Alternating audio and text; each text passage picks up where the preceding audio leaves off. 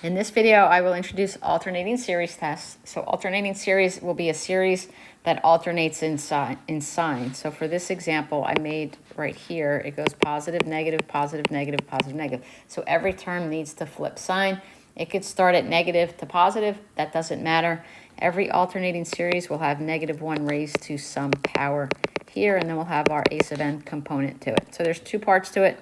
The first is that we need to show that the limit of a sub n goes to 0. So I'm taking out the part that doesn't contain the negative part of it. So I just do the a sub n. So if we do the limit of a sub n as n goes to infinity and we get 0, that's it passes the first part of the test. The second part of the test is to show that each consecutive term is smaller than the previous term. So when I look at this example here, 1/2 is smaller than 1.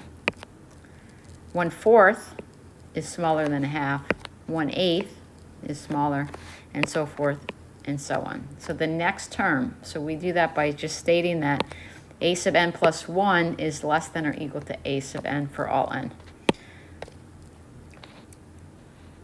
All right, so for the first one, we need to get a little creative here. Probably not the best example to start with, but we need to break this up. So I can take out the -1 to the n minus 1, and we're left with 2 to the n minus 1. This is the alternating part of it here, and I'm going to work with the rest of it. This becomes,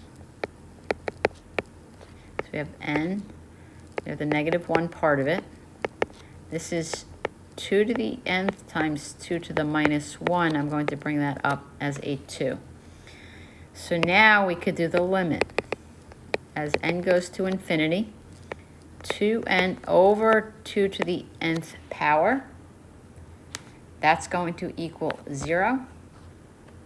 So if this equals 0, so my new series here is 2 to the nth. After I simplified it, we're going to get -1 to the n minus 1, and then 2 to the nth power.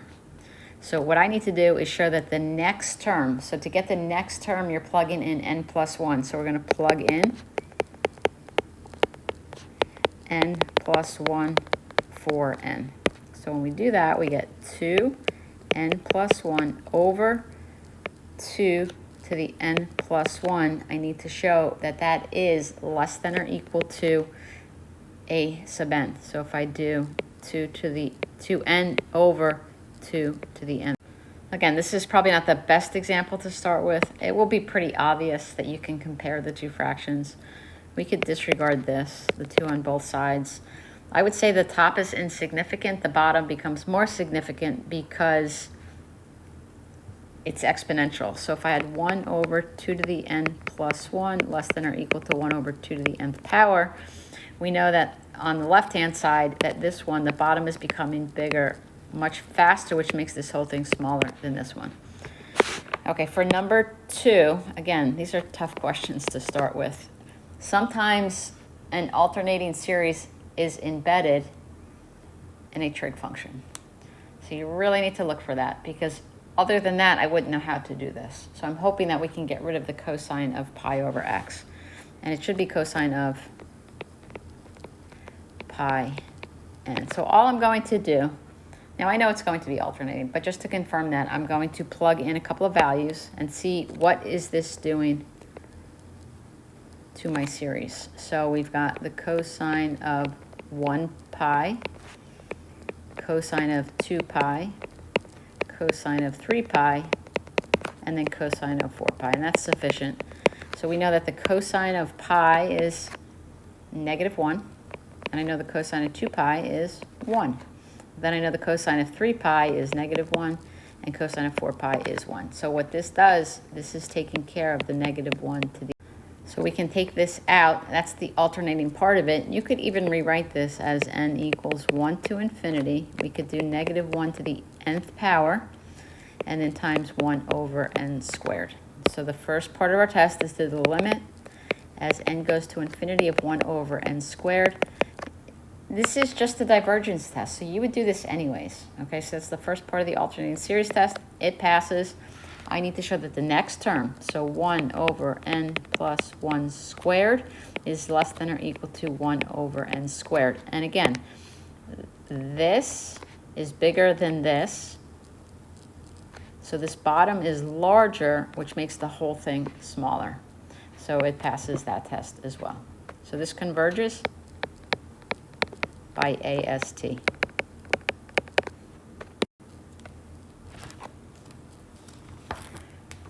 For number 3, this is not going to pass. You're going to get good at the divergence test. You're just going to do a quick scan. You look at this, you know that if you did the limit as n goes to infinity of n plus 1 over n, yes, that equals 1, but we know that it does not equal 0, so it diverges.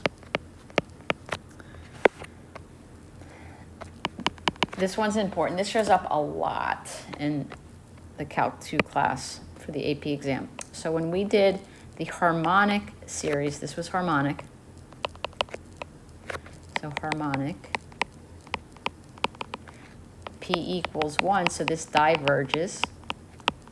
This is called the alternating harmonic.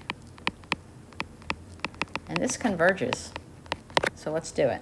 So this would be the limit as n goes to infinity, 1 over n. All I need this to do is equal 0, which it does, and show that the next term, so 1 over n plus 1 is less than or equal to 1 over n.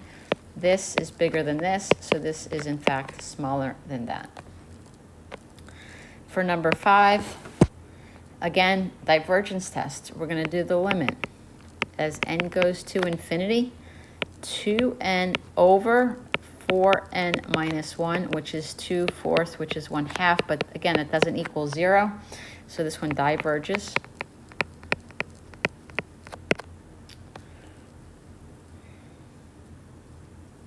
And I'm just looking down here at number 7. I don't know why I did this again, but this is your alternating harmonic, so this does converge, but we could do the limit as n goes to infinity, 1 over n does equal 0, so it passes that part of it, and then 1 over n plus 1 is less than or equal to 1 over n, and that works as well. Okay, so here we've got the limit as n goes to infinity. We have the square root of n plus 1 on top, n minus 1 on the bottom. It's bigger on the bottom. If you were to take this out, this would be n to the 1/2 over n to the first power. So this does in fact equal 0. And then we would want to show that the next term, so n plus 1 plus 1, so n plus 2 over n plus 1 minus 1 over n is less than or equal to n plus 1 over n minus 1. So again, all I did here, I plugged in the n plus 1.